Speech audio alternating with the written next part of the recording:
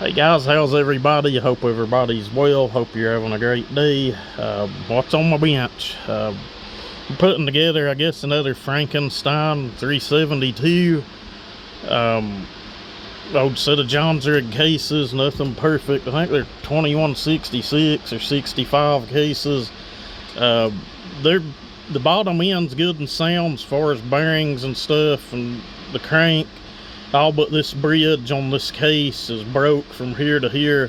And you can kind of see how I've got the ignition wiring to keep it up out of the flywheel. And I did have this set up on a saw that we took out and worked with for about a week last year. Never had any overheating issues or anything. I think the main purpose of that shroud and stuff is for the air injection, or what Johnsrid would call the turbo. Some nitpicky or perfect people to say what's junk, throw it away. I might agree with you, might not. I don't like throwing anything away, but with that said, I almost wasn't going to show this build. I was just going to show it in the wood running, but you know, why let a few assholes ruin it for the rest of the following? But anyway, Farmer Tech handle. I've got Farmer Tech plastic to go on it. This handle's pretty old. It's actually busted up. Let's see. We went over the bottom end. OEM clutch, oiler, coil, ignition, rotating assembly. This is a golf piston. I'd had it here. I'd cut a pop up in it for another project a while back and used it. It's not a big pop-up, probably 30 thousandths and maybe the size of a dime, I guess. This one I'm gonna run a gasket on. There's a reason behind it. We'll get to the cylinder. If you're buying from Farmer Tech, don't cheap out and buy like the cheapest cylinder on the page. I done that, wish I hadn't, wish I would have just got the normal one I normally get. I think when I bought this, it was like 11 bucks. The other one was $16. I was like, well, hell, we'll get it and see what the difference is. But this is by far the worst cylinder I've ever had in my hand. Port timing on it was good, though. Squish was good. It was really close to OE specs, all of it. Within a degree, within a couple thousandths on the squish. It was actually a little tighter than an OE jug. The intake port wasn't bad. It was nice. All I done was went in with a cartridge roll. A little bit of texture, because after the machine work I had to do on it, we'll get into that. Intake timing fell about where I would want it, or about all I would want for this build. And as you can see, the base pretty thin. It's taken all the way to the fin. They're right at it. They probably ain't 5 thousandths before the fin, but the reason behind that, when I started cutting it, one of the bolt holes just kind of flaked completely out, and we'll get into more of that later, but I had to cut it down that far just with the lightest, finest passes I could do to clean it up to where I thought the thing might be usable. Squish band in it did cut pretty good. It done well. If I can get the light on it right, you'll be able to see it. The uppers on it ground good. You can see those. If they look polished, they're not really. I always finish uppers with a diamond abrasive, just to fine tune things. And I'm sure someone's gonna say this looks like shit and laugh at it, but I don't know, it don't look bad either considering what I had to work with. I'd lowered the cylinder altogether about 80 thousandths really.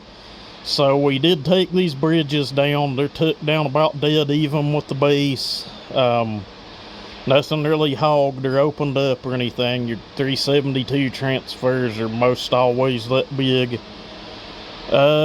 Exhaust port, that's what I wanted to get to. It had so much casting flash. I almost didn't want to use the cylinder because I knew what I was going to get into.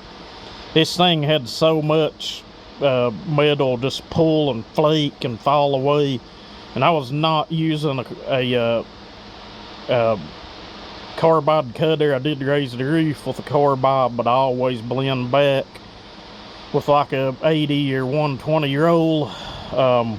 And I never cut a flange that thin, but it ain't no big deal. It'll seal just fine, but I had to cut it that thin to get it to where it looked halfway decent at all, and they still a place in the center of the roof where just a big hunk of cast just kind of like fell out of it, I guess. It looked horrible, almost like weld splatter or something in it, but it was just a shitty casting. And that's not polished. That's like a 120 finish. It might look polished, but it's not.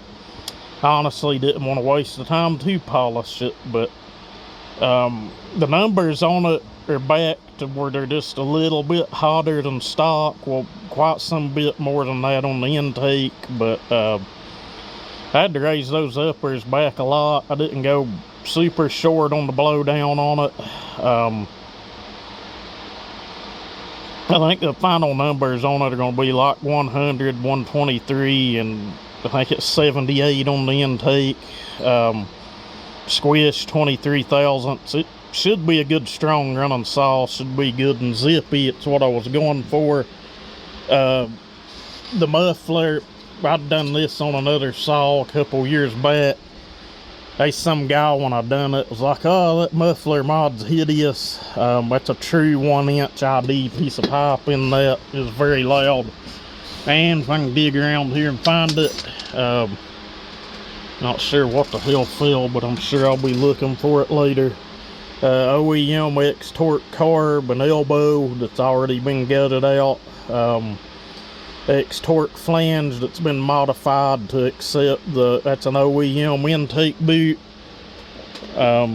should be a good strong running saw. Should be a real good strong running saw if this cylinder will hold up. But I don't know, the plating in it's not half bad at all. It wasn't like the softest stuff in the world, and it wasn't like, you know, like a highway, the nick of seal in those that just chips and goes to flaking away when you go to grinding on it. So I don't know, we'll just have to see. Hopefully you guys will see it up and running in a short video or something. Hopefully within here in the next little bit I'm going to do a final cleaning on the cylinder and get the elbow bolted to it. And I am going to run a gasket on it just because for the hell of it.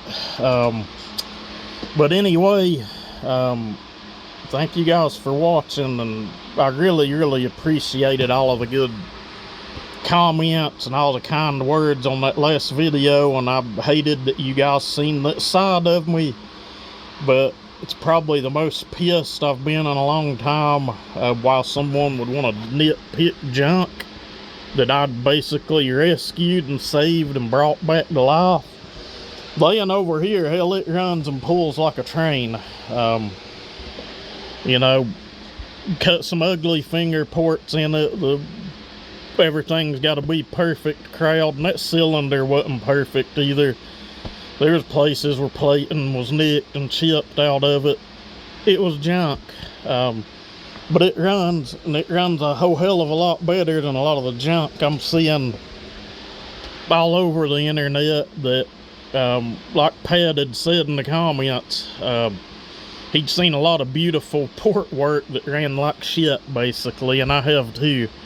It ain't got to be pretty to work. But with that said, always try to do your best, especially if you're working on someone else's stuff. This ain't my best work, it ain't my worst either, but anyway, enough of this nonsense. You guys have a great day.